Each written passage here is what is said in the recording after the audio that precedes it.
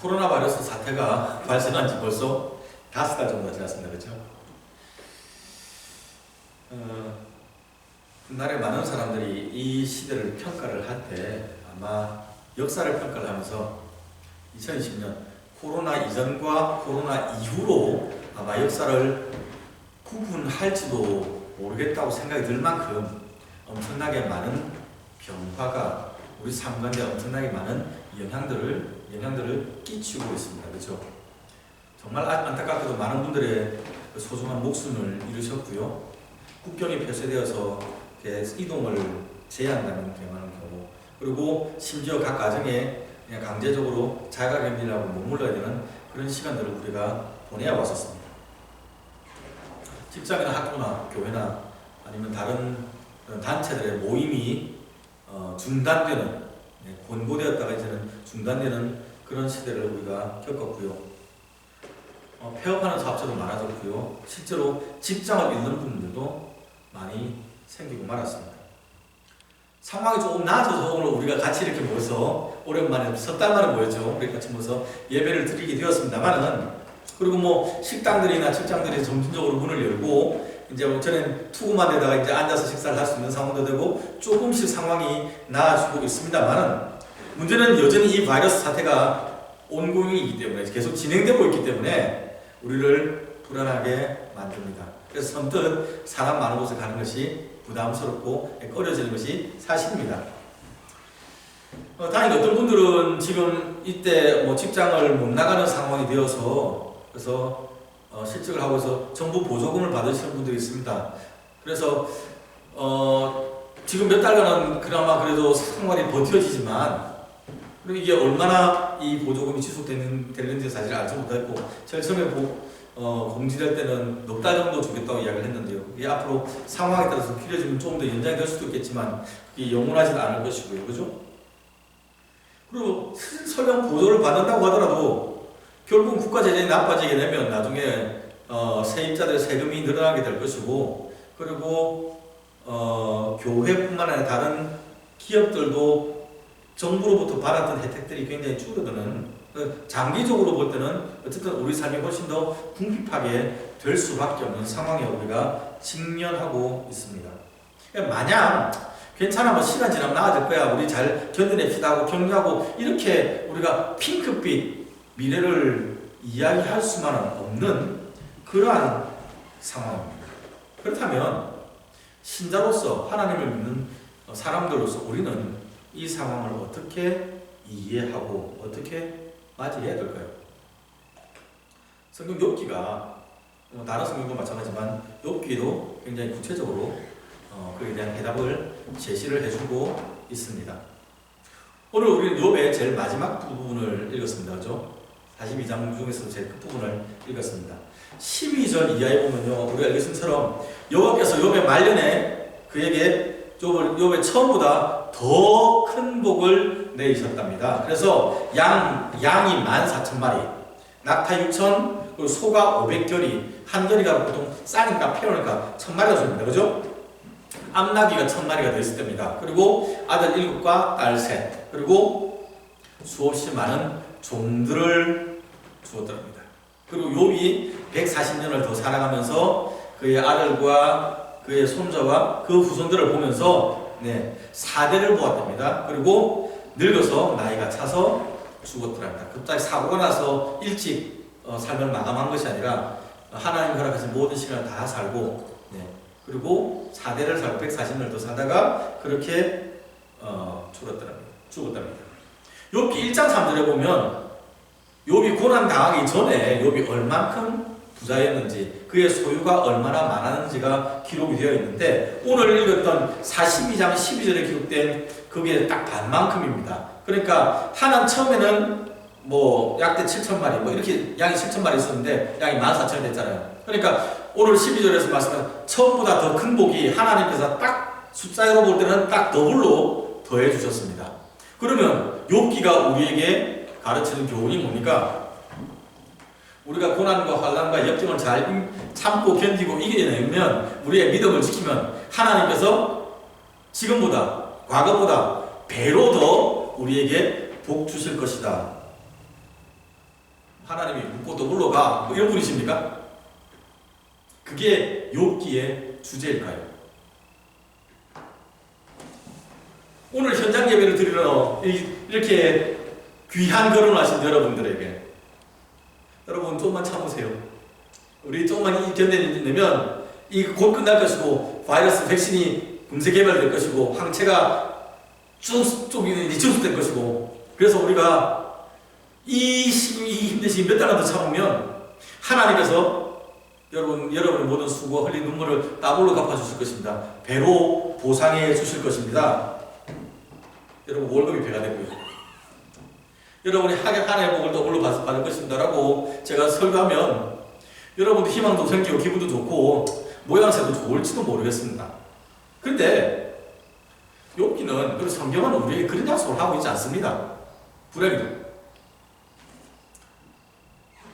욥기 1장 8절을 보면요, 하나님께서 이 욥에 대한 평가를 하시는데, 내 종 욥은 정직하고 온전하고 하나님을 경외하고 악에서 떠난 사람이라고 하나님이 욥을 평가했더랍니다.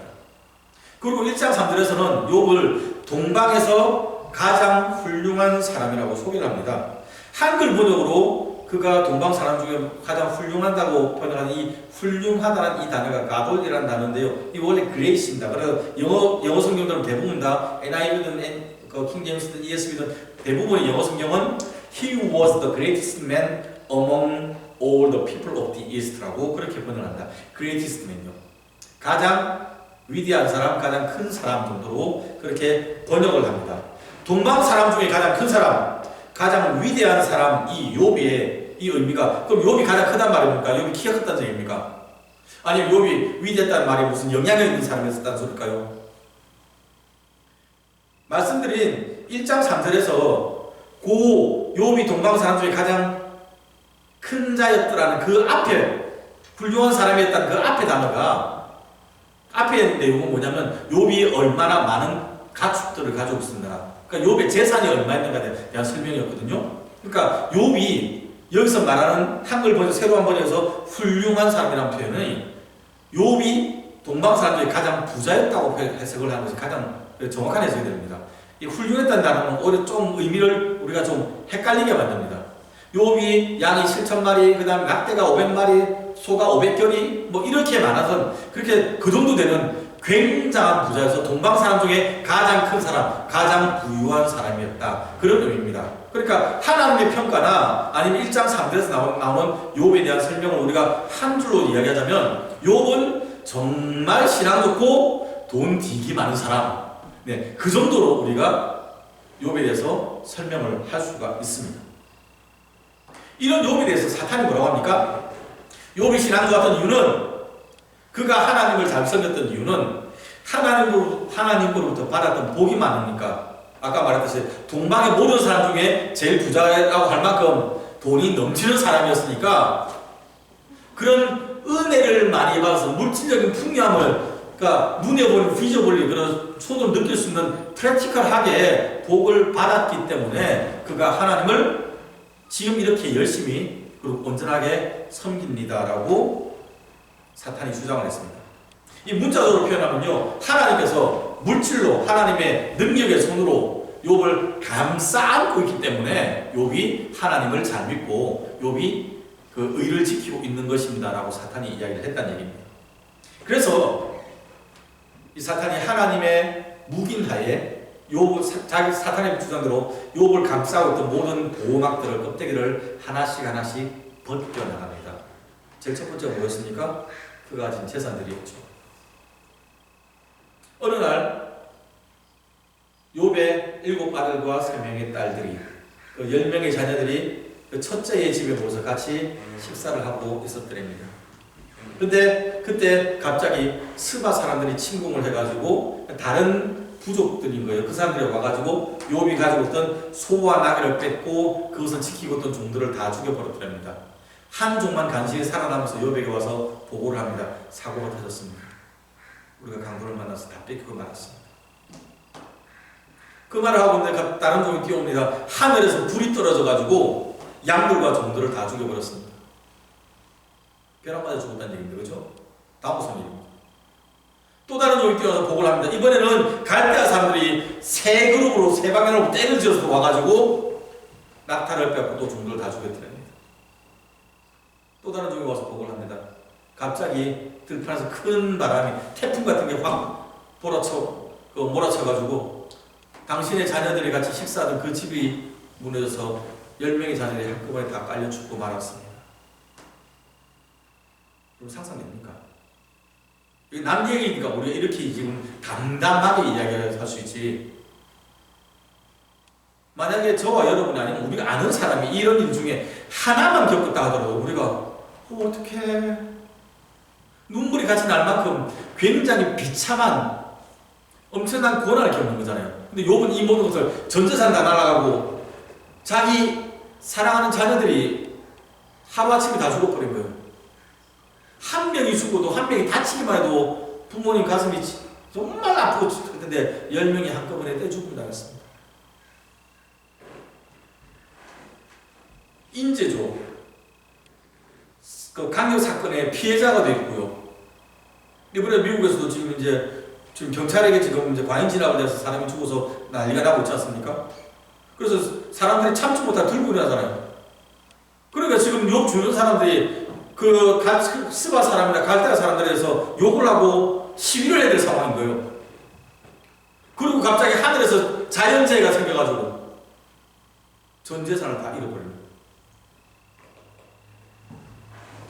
정말 흔히 하면 로또 맞기보다 더 희박한 확률로 욥이 지금 쫄딱 망하고 있는 겁니다. 근데 이 소식을 듣고 욥이 굉장히 슬퍼합니다. 옷을 찢고 머리를 밀고 제 가운데 뒹굴었다고 하니까 굉장히 슬퍼했던 건 사실입니다. 그럼에도 불구하고 내가 태어날 때 맨몸으로 태어났고 죽을 때도 아무것도 못 갖고 맨몸으로 죽게 돌아갈 것입니다. 주신 분도 하나님이시고 취하신 분도 하나님이시니까 하나님이 영광받기를 원합니다. 주님은 주시고 주님은 찾으시네. 그 찬양이죠. 욥이 이 고백을 하면서 하나님께 예배를 했더랍니다. 우리 상식으로 이해하기 힘든 만큼 욥이 영적으로 굉장히 크고 깊고 튼튼한 사람이었던 것은 분명합니다. 그렇죠? 그러니까 이 사실은 욥이 하나님을 잘 섬겼던 것이 욥이 경제적으로 하나님께 복을 받았기 때문에 태어날 때부터 금수저를 물고 태어났다는 듯이 쉽게 말하면 그런 집에 쌓아놓은 돈이 많기 때문에 하나님을 잘 믿는 것이 아니라는 것을 우리에게 보여주고 있습니다. 그러니까 사탄이 처음에 주장했던 당신이 그에게 감당하지 못할 만큼 복을 왕창 부어서 돈벼락을 맡겼기 때문에 욥이 하나님 잘 믿습니다. 그는 말도 안 되는 소리라고 성경이 증명을 하고 있는 것입니다. 사탄이 두 번째로 욥의 몸을 치죠. 발바닥부터 머리까지, 머리부터 발끝까지 다 사랑스러운 것이 아니고 머리부터 발끝까지 다 종기가 났더랍니다. 우리가 모기 물려봐서 알죠. 이것만 해도 가려워서 막 긁게 되는데 그 다음에 피부병이 생기고 아토피가 있으면 잠을 못 자잖아요. 머리부터 발끝까지가 다 헐고 구슬이 났습니다. 그래서 얼마나 이것이 힘들었던지 욥이 기와 조각을 가지고 이렇게 피부를 긁어서 했더랍니다. 기와 조각이 이렇게 우리가 생각하는 것처럼 이렇게 부드럽지 않습니다. 여러분 갖고 있는 핸드폰 것처럼 이렇게 엣지로 이렇게 뒹굴어져 이게 휘어가지고 이런 것도 아니고요. 날카로운 것을 가지고 뻑뻑뻑 긁는 겁니다. 그죠? 불과 얼마 전만 해도 욥이 우아하게 살았던 사람이에요. 세상 사람 부럽지 않게 제일 부자였던 사람, 제일 경건했던 사람. 그가 지금 제 가운데 뒹굴면서 온몸을 긁는 그런 쫄딱 망해서 쉽게 말해서 홈리스만큼 비참한 그런 상황이 되어버린 겁니다. 그 모습을 아내가 보니까 기가 막혔던 것 같아요. 왜 안 그렇게 해서 기가 막힐만 하잖아요. 그죠? 아내의 입장도 마찬가지잖아요. 자기가 배 아파서 낳았던 10명의 자녀를 한꺼번에 잃었잖아요.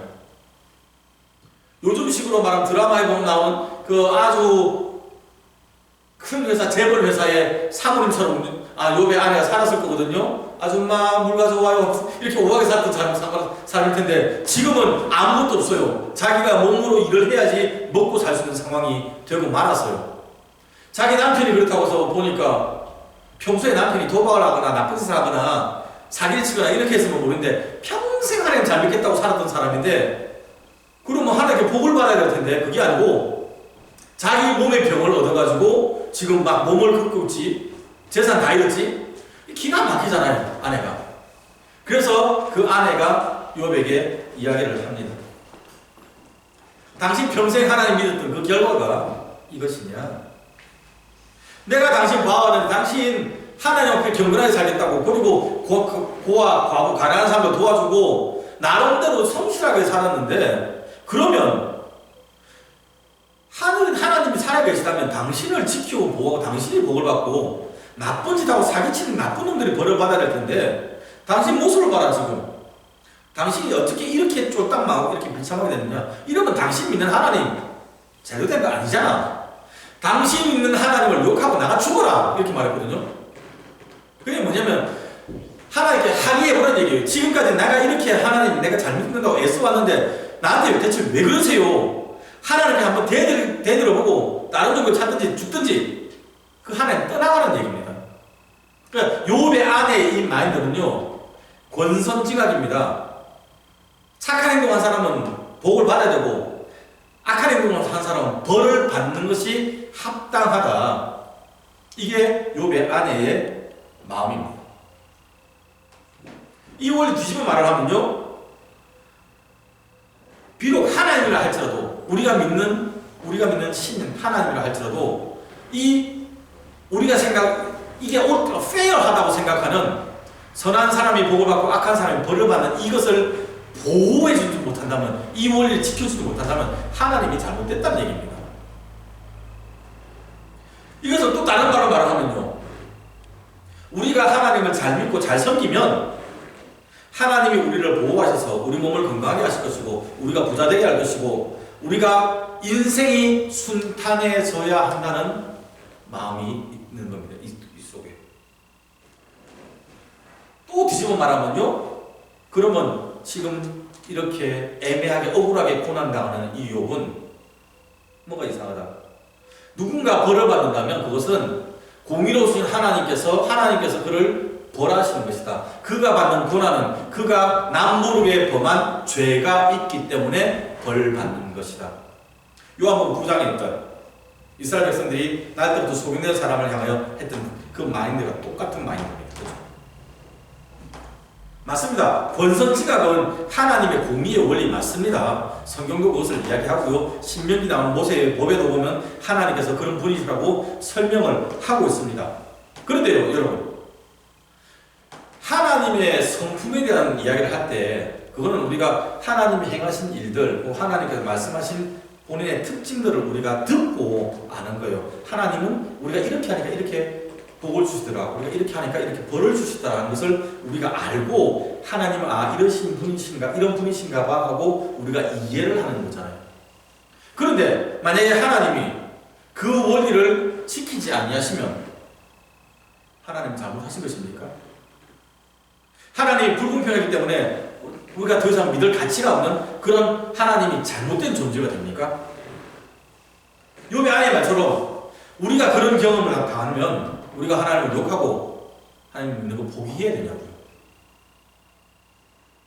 우리가 신앙생활을 하다가 하나님의 말씀 지키기 위해서 우리가 애쓰다가 세상 사람들로부터 박해를 받는다면, 혹은 우리가 하나님의 법을 지키기 위해서 우리가 누구보다 더 높은 도덕감을 가지고 거룩하고 경건하고 정직하게 생활하다가 남들로부터 사기를 당하거나 아니면 경제적인 손해를 입으면 우리가 하나님께 하나님 갚으세요 하고 청구서를 들이밀어야 되는 겁니까? 지금 보세요. 이 상황을 보시면 여러분, 코로나 사태가 우리가 잘못해서 일어난 겁니까? 이 소목사가 아니면 여러분이 무슨 죄를 지었습니까? 우리 아무런 잘못 안 했습니다. 그런데 온 세상 사람들이 다 고통을 겪습니다. 교회 다니는 성도들도 동일하게 고통을 겪고 있습니다. 직장 잃고요, 건강 잃고요, 감염되고 나면 일반 감기랑 증세가 다르다면서요. 무슨 요즘에 우리가 겁이 나니까 기침이 하냐 뭐 하냐 묻지만, 감염되고 나면 그 일반 감기랑 표 확 난다면서요. 완전히 그냥 가슴 찢어지는 만큼 아프다면서요. 폐가 하얗게 변한대요. 학교도 못 갑니다. 직장도 못 갑니다. 졸업도 못하는 상황, 졸업도 이상하게 하는 상황. 네.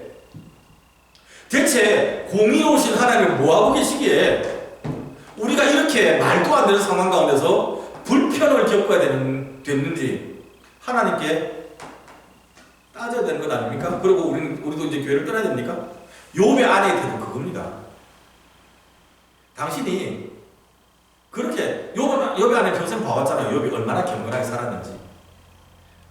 심지어 자식들이 파티 한번 벌리고 나서 혹시나 마음으로라도 하나님께 범죄했을까봐 걔는 입 밖에 낸 것도 아니에요. 그랬을지도 모른다는 생각을 가지고 그럴 줄 알고 나가가지고 제사를 드릴 때 하나님께 회개의 제사를 그만큼 철저하게 하나님을 믿던 이 사람이 그가 행한 행동이 있는데 그 행동에 대한 보상을 받지 못하니까 하나님 잘못했다. 당신은 하나님 엉터리다. 욕하고 나가 죽어라. 이렇게 이야기를 하고 있습니다. 마태복음 5장에 보면 주님께서 그 말씀하시죠. 나로 말미암아 사람들이 너희를 욕하고 박해하고 거짓으로 너희를 거슬러 모든 악한 말을 할 때는 뭐라고요? 기뻐하고 즐거워하라. 예, 너희에게 복이 됩니다. 하늘에서 너희에게 상이 클 것이라고 말씀을 했죠. 아멘입니까? 솔직히 이거 아멘하기 힘듭니다. 예수 잘 믿겠다고 하나님 법 따르겠다고 우리가 그렇게 하다가 직장에서 왕따를 당하거나 불이익을 겪거나 친구들 사이에서 우리가 따돌림 당하거나 경제적인 손해를 입는다면 프레이즈 더 로드 하나님 찬양합니다. 땡큐가 이렇게 말을 하면서 우리가 그 상황을 받아들이기 생각보다 쉽지 않을 것입니다. 네. 건강을 잃거나요. 방금 말씀드린 경제적인 어려움을 겪거나 아니면 관계가 깨어지면 우리 마음속에 아마 제일 먼저 드는 생각은 하나님 왜요? 대체 뭐 하시는 겁니까? 왜 하필 저에게 이런 시련을 주십니까? 라고 원망하는 게 하나님 감사합니다 라고 말하는 것보다 훨씬 아마 쉬울 겁니다. 그게 훨씬 더 일반적인 반응일 겁니다. 욥도 마찬가지예요. 그래서 욥이 답답해진 겁니다. 하나님께 3장부터 37장까지 계속 그거 하는 거예요. 하나님 왜요?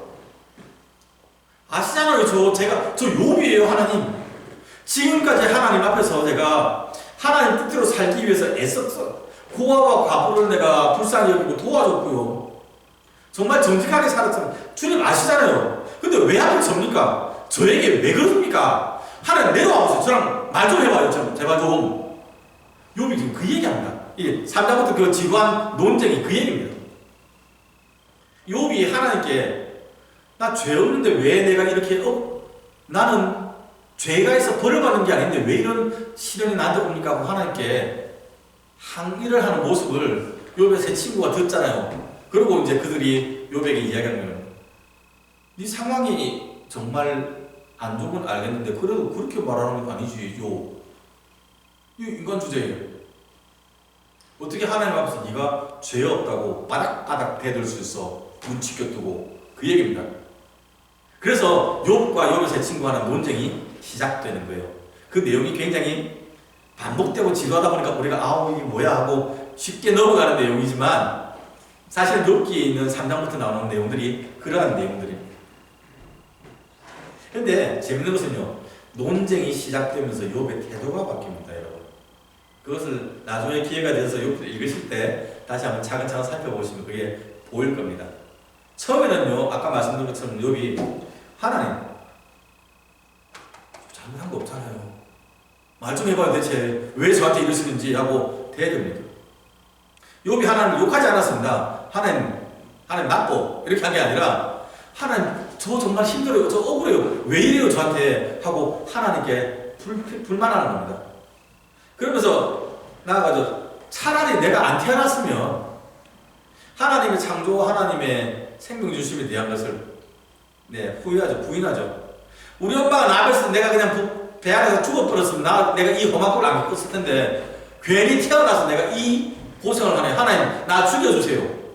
여기 그 얘기하거든요. 기억납니까? 그 로뎀나무 아래 있던 엘리야 선지자랑 똑같죠. 하나님 이만한 족합니다. 나 데려가요. 나 죽어요. 그냥 죽고 말래요.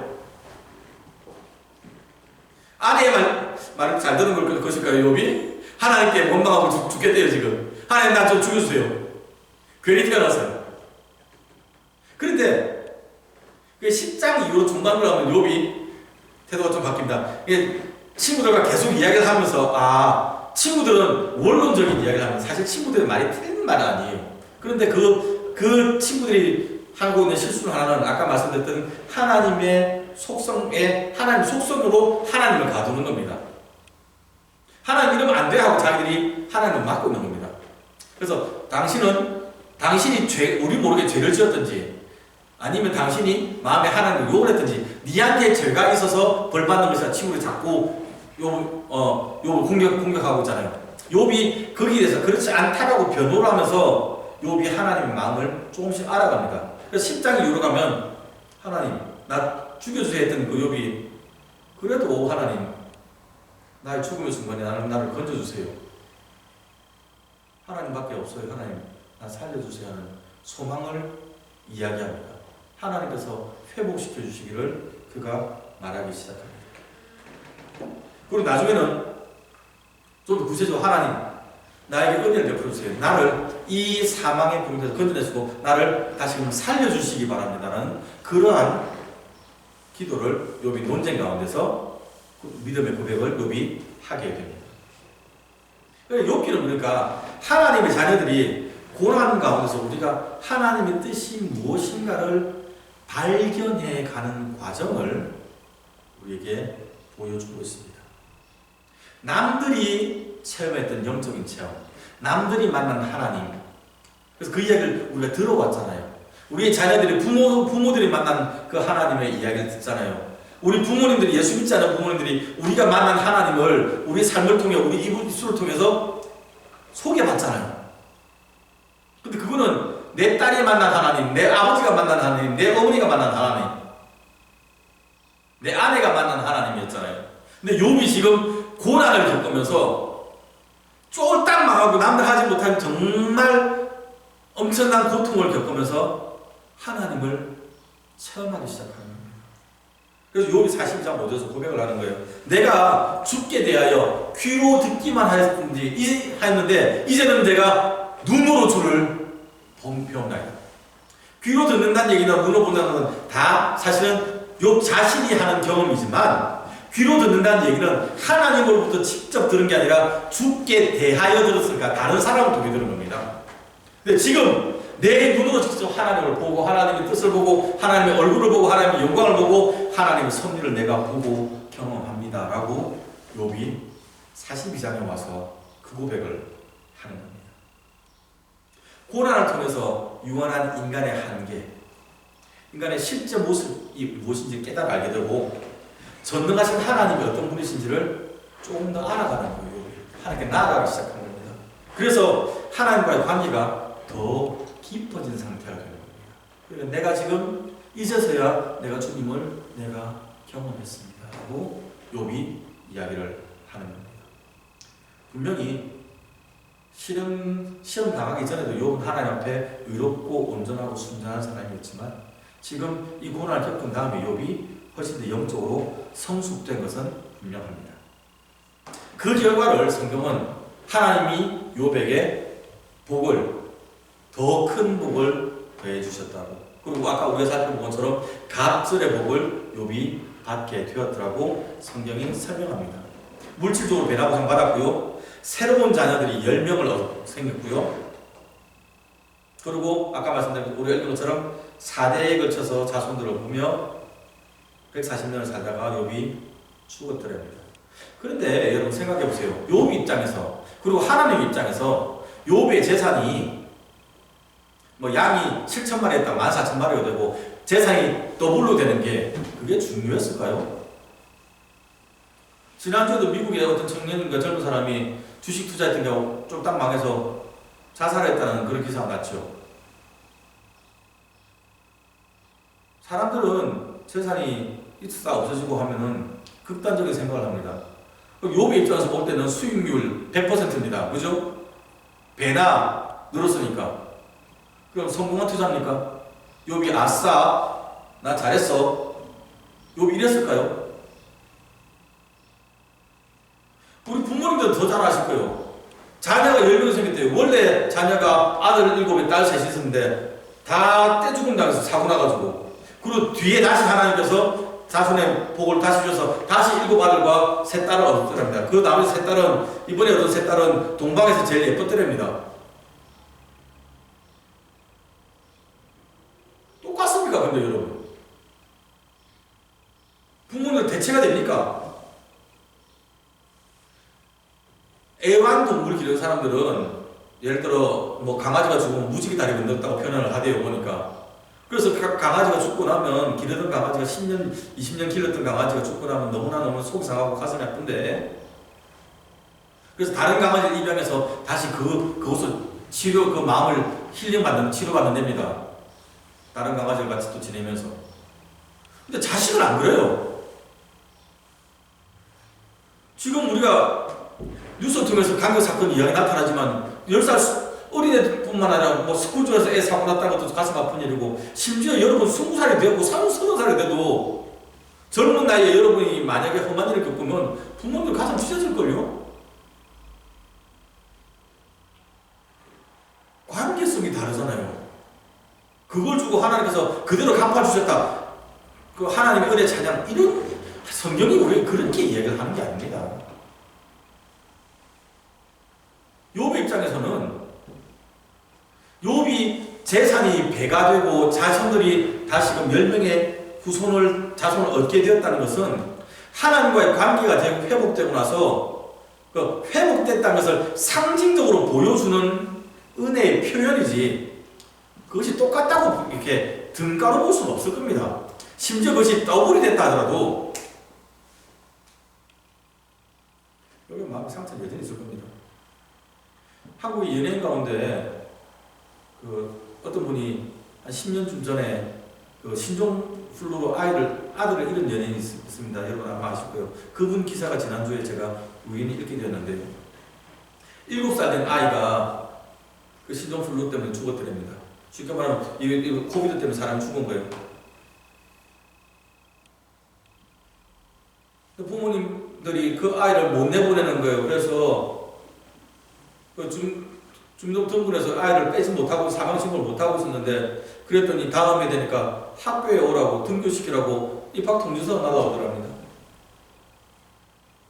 눈물이 나가지고 가슴이 찢어지고, 그래서 결국은 우리가 얘를 보내야 되는구나 싶어서 동사무소 가서 그거를 호적을 정리했더랍니다. 좀 지나고 나니까 애 보험 든 거, 보험 그 돈이 나왔더랍니다. 애 교육보험이나 생명보험 들었으면 그 돈이 제법 나왔을 겁니다. 그 부모 입장에서 그 돈 받으면서 야, 내가 재산 늘었네, 이 이야기 할까요? 그럴 수 없잖아요. 그분은 그거 다 다른 게 기부했다고 제가 이야기 들었거든요. 욥 입장에서 자식이 열명된 게, 아니면 재산이 많아진 게, 다 성공했네, 이런 얘기가 아닙니다. 욥이 140년을 살며 아들, 딸이 손주를 낳고 그 자식을 낳고 그 다음에 자식을 낳는, 그러니까 4대의 후손을 보면서 순간순간 죽었던 애들 생각나서 봅니다. 저는 그게 정상이라고 봅니다. 신앙이 없는 사람들은 그 고난 때문에 그걸 견디지 못하고 과거의 트라우마 때문에 정상적인 삶을 살지 못하면서 삶을 마감하거나 남에게 해코지합니다. 욥이, 성경이 말하는 욥이 늙어 나이가 차서 죽었더라는 이 표현은 그가 살아가면서 환난과 고난을 겪을 때 그 가운데서 하나님 안에서 소망을 품고 이겨낼 수 있었다는 것을 보여주는 겁니다.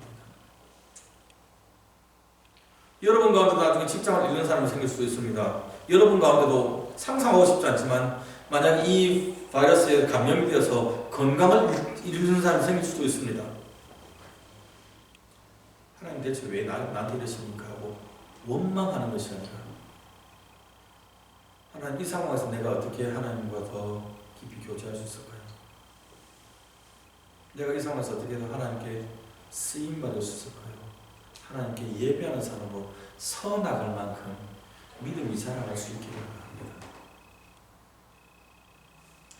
욥기가 그 얘기하는 거예요. 돈이 많아서가 아니고 아니면 하나님이 우리를 보호해 주기를 바래서 하나님을 믿는 것이 아니다라는 것을 높이 보여주는 겁니다.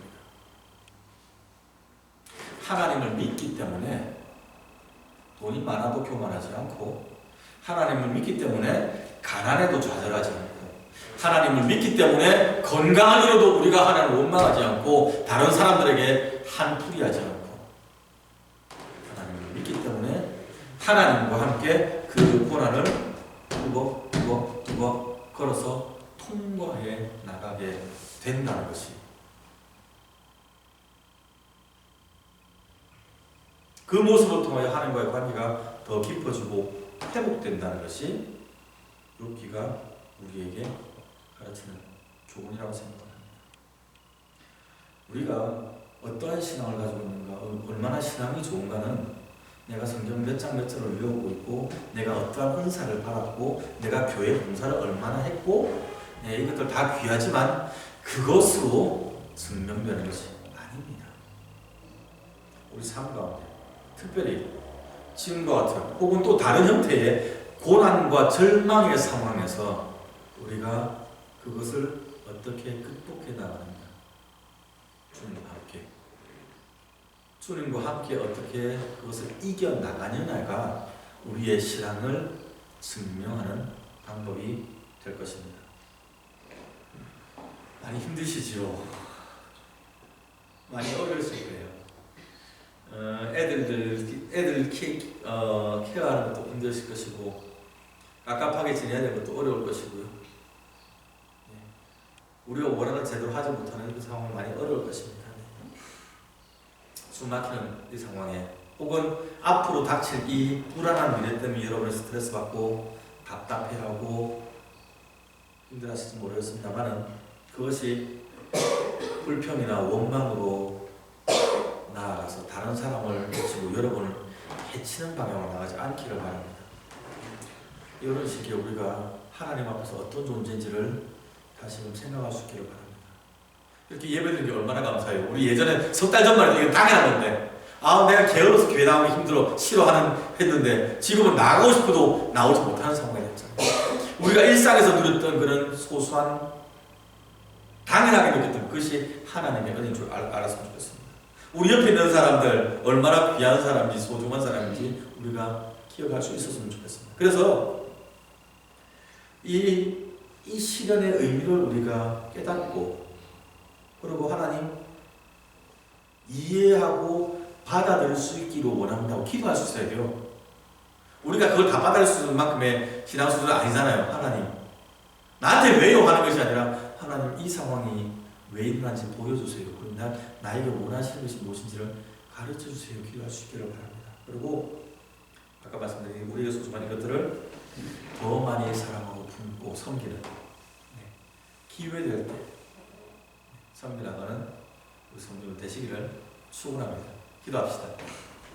주님 감사합니다.